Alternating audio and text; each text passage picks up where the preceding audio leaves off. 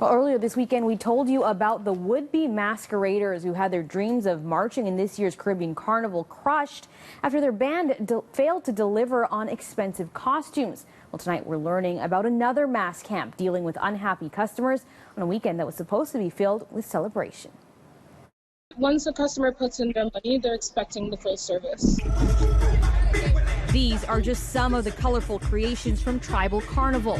Revelers paying the camp hundreds of dollars to play mass in North America's biggest cultural street festival.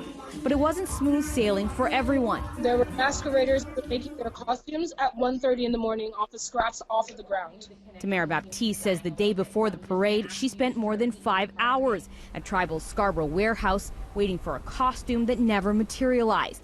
She describes utter chaos, a massive line of people waiting for costumes that simply weren't there or dealing with pieces missing from their expensive ensembles. There were a lot of people who gave up. I'm not sure. I know for a fact that there were a few people from the night before who just left and didn't even come to the parade itself. But for the most part, for the people who were missing parts of their costumes, they had to go out on the road like that. Baptiste stuck it out, unwilling to leave without her $325 costume. She was eventually promised an upgrade and told to meet organizers on the parade grounds at 6 a.m. the next day. But again, left waiting hours, it was past noon when she had no choice but to scrape together a costume from a pile of leftovers. We obviously sincerely apologize. This is not the way that Tribal is run. We ourselves are trying to figure out how we're going to get the money back from this person. After dozens of complaints were posted to social media about the ordeal, CityNews reached out to the owners of Tribal Carnival. They put the blame squarely on one of their section leaders, who they say failed to deliver his set of costumes at the last minute. Which is the section leader, who is the person who collected all the money. Yes, he's contracted with Tribal, but this is his section. He decided to leave the mass camp. Now putting everybody who works for Tribal having to clean up his mess. The most that we could do that night is try to make sure everybody got wristbands. We couldn't make his costume in one night, nor should we have to. But according to some previous customers, this isn't anything new.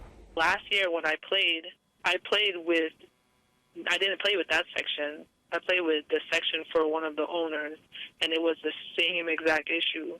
Natasha Gordon says after traveling from Ohio last summer for this $500 tribal costume, she too was left to pick over scraps and ended up with this. She says at the time the mass camp owner promised her group of 10 friends free costumes for this year's parade to make up for it. But when the time came, he was unable to make good on that promise. CityNews has been unable to verify those claims.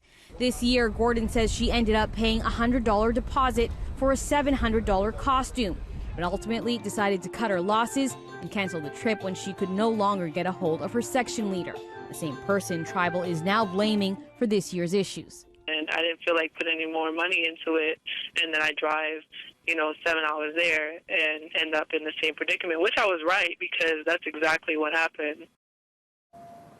Now, meanwhile, Tribal says it is considering legal action against that section owner who they say failed to provide his set of costumes, and they are asking anyone who was impacted to email them. They say at the moment they've received about 80 complaints.